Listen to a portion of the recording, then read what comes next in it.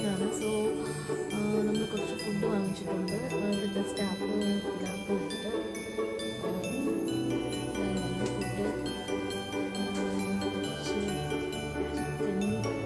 Food കുറച്ച് സാധനങ്ങളാണ്.